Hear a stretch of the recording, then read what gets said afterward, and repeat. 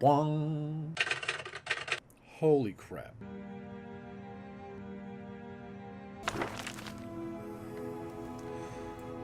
The Wolf Queen, Book 7, by Waheen Yarth. From the pen of Inzolicus, 2nd century sage. 3E 125. The exact date of the Empress Kintira Septim II's execution in the tower at Glenpoint Castle is open to some speculation. Some believe she was slain shortly after her imprisonment, in the 121st year, while others maintain that she was likely kept alive as a hostage until shortly before her uncle Sepphoris, king of Ghislaine, reconquered western High Rock in the summer of the 125th year. The certainty of Kintira's demise rallied many against the Wolf Queen Potema and her son, who had been crowned Emperor Uriel Septim III 4 years previously when he invaded the underguarded imperial city.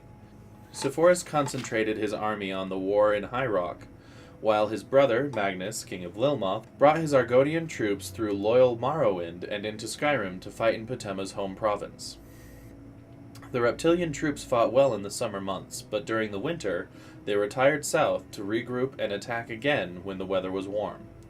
At this stalemate, the war lasted out 2 more years. Also, in the 125th year, Magnus's wife Helena gave birth to their first child, a boy who they named Pelagius, after the emperor who fathered Magnus, Sepphoris, the late Emperor Antiochus, and the dread Wolf Queen of Solitude. 3E 127. Potema sat on soft silk cushions in the warm grass in front of her tent and watched the sun rise over the dark woods on the other side of the meadow. It was a peculiarly vibrant morning, typical of Skyrim summertide. The high chirrup of insects buzzed all around her, and the sky surged with thousands of following birds, rolling over one another and forming a multitude of patterns. Nature was unaware of the war coming to Falkenstar, she surmised. "Your Highness, a message from the army in Hammerfell," said one of her maids, bringing in a courier. He was breathing hard, stained with sweat and mud, evidence of a long, fast ride over many, many miles. "My queen," said the courier, looking to the ground, "I bring grave news of your son, the Emperor. He met your brother, King Sepphoris' army in Hammerfell, in the countryside of Ichidag, and there did battle. You would be proud, for he fought well. But in the end, the Imperial army was defeated, and your son, our Emperor, was captured. King Sepphoris is bringing him to Ghislaine." Potema listened to the news, scowling.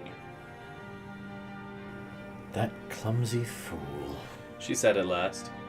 Potema stood up and strolled into camp, where the men were arming themselves, preparing for battle. Long ago, the soldiers understood that their lady did not stand on ceremony, and she would prefer that they work rather than salute her.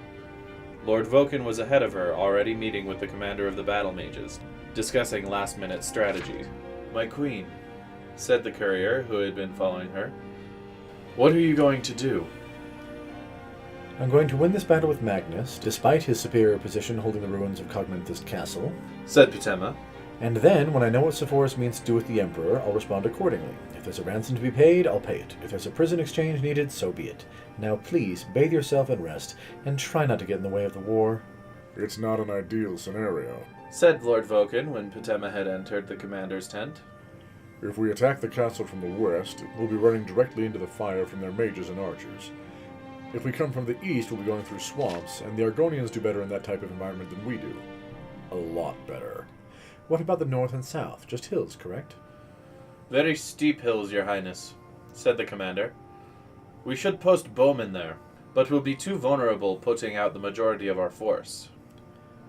"So it's the swamp," said Potema, and added pragmatically, "unless we withdraw and wait for them to come out before fighting." "If we wait, Sepphoris will have his army here from High Rock, and we'll be trapped between the two of them. said Lord Voken. Not a preferable situation." "I'll talk to the troops," said the commander. "Try to prepare them for the swamp attack," "No, said Potema. I'll speak to them." In full battle gear, the soldiers gathered in the center of camp.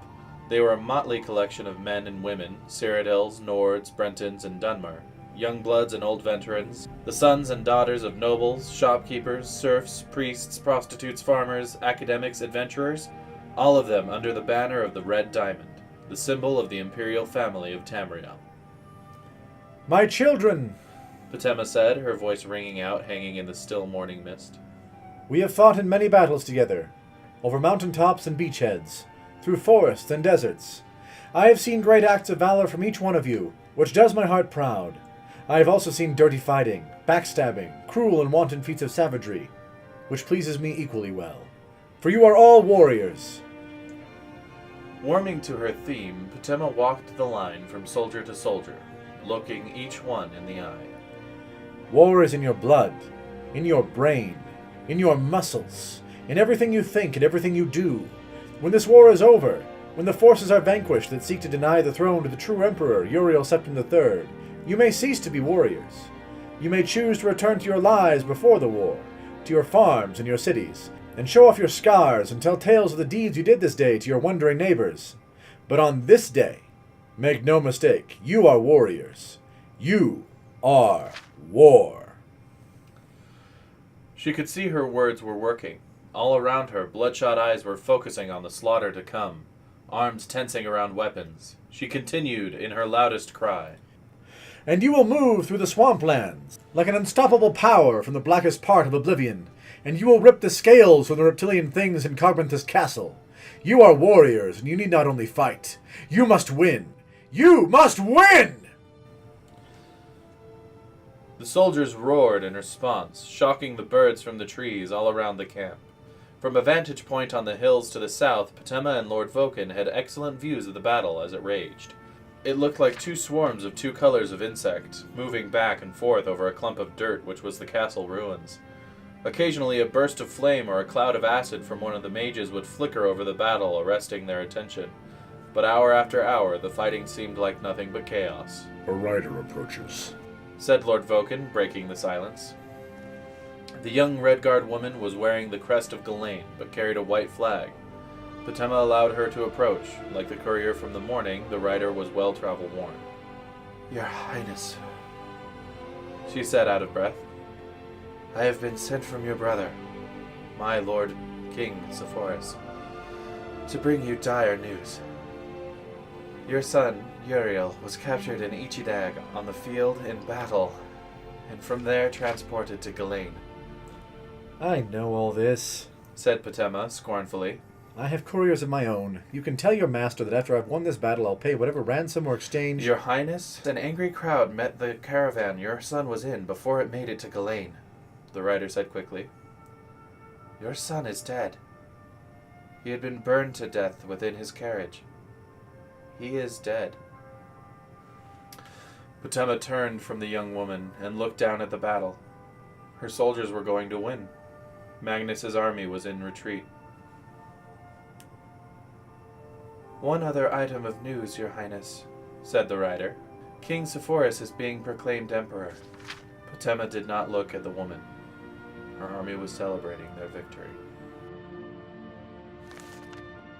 Hey guys, you can click the link in the left for our last lore video. You can click the link on the right for our last Let's Play. And right here in the middle, that orb, you can hit that to subscribe. Also, ring the bell if you want to be notified when we post a new video. This is Two Men and a Mic. Thanks for watching.